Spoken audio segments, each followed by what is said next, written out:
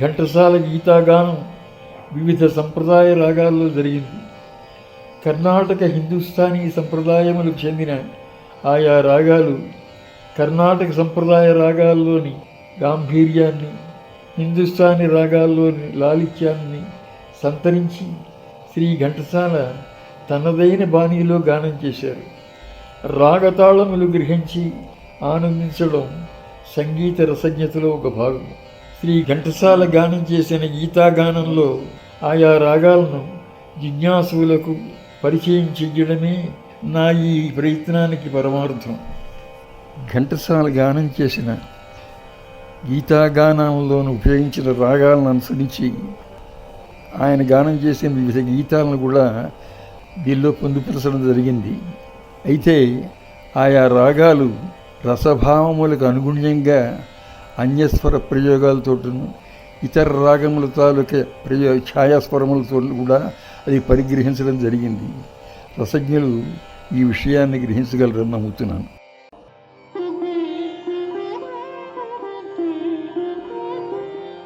దుఃఖేష్వనుద్విగ్నమనా సుఖేషు విగతస్పృహః వీతరాగభయక్రోధః స్థితధీర్మునిరుచ్యతే.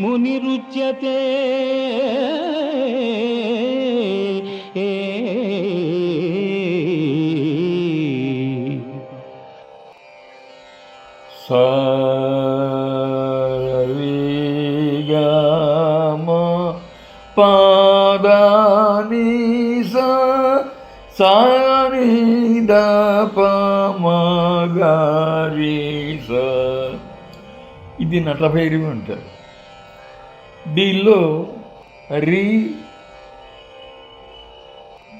రిషభం దైవత్వం లేకుండా అన్నాం అనుకోండి. సగమ పాని సాని పమగా సా. ఇప్పుడు ఈ స్వరాల్లో ఈ శ్లోకం చదవబడింది. ఈ రకమైనటువంటి స్వర సమ్మేళనానికి శుద్ధ సన్యాసి అని పేరు. అయితే ఈ రాగ విధానంలో కొన్ని చిత్రములు ఉన్నాయి. ఒకటే రాగం 2-3 మేళకృతలకి జన్యరాగం అయ్యే అవకాశం ఉంది.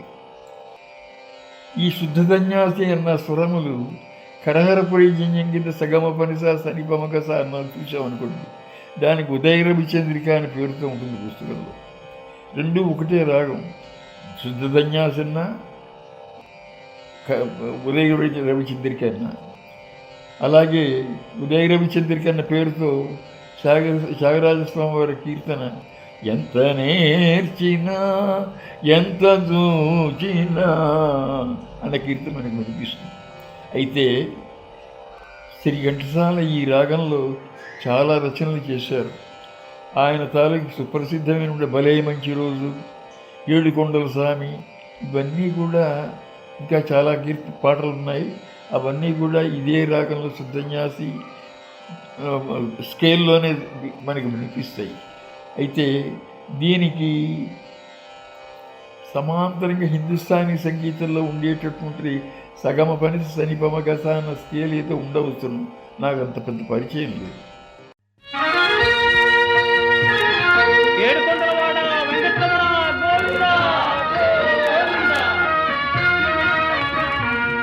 ఏడు కొండల స్వామి ఎక్కడున్నావయ్యా, ఎన్ని మెట్లెక్కినా కానరావేమయ్యా.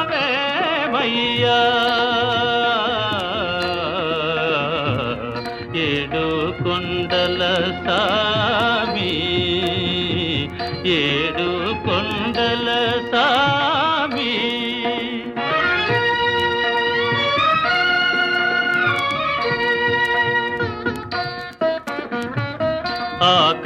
ఆకాశమంటూ ఈ కొండ శిఖరముపై, ఆకాశమంటూ ఈ కొండ శిఖరముపై మనుషులకు దూరంగా మసలుతున్నావా, మనుషులకు దూరంగా మసలుతున్నావా. ఏడు కొండ కొండల సామి, ఏడు కొండల సామి.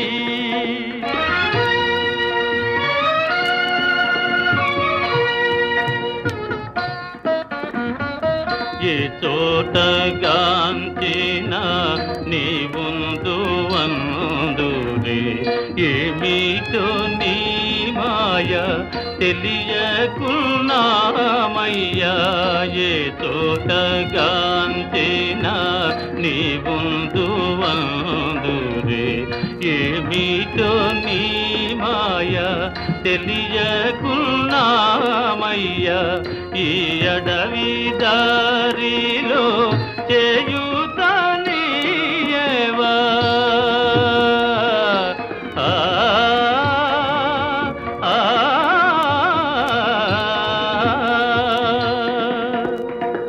ఈ అడవి దారిలో చేయుతనీయవా. నీ పాద సన్నిధికి మము చేరనీయవా, నీ పాద సన్నిధికి మము చేరనీయవా. ఏడు కొండల సామి ఎక్కడున్నావయ్యా, ఎన్ని మెట్లెక్కినా కానరావేమయ్యా.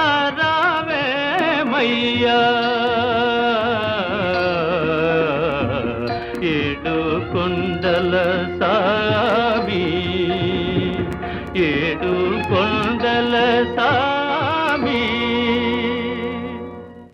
భగవద్గీత మహాభారతము యొక్క సమగ్ర సారాంశము.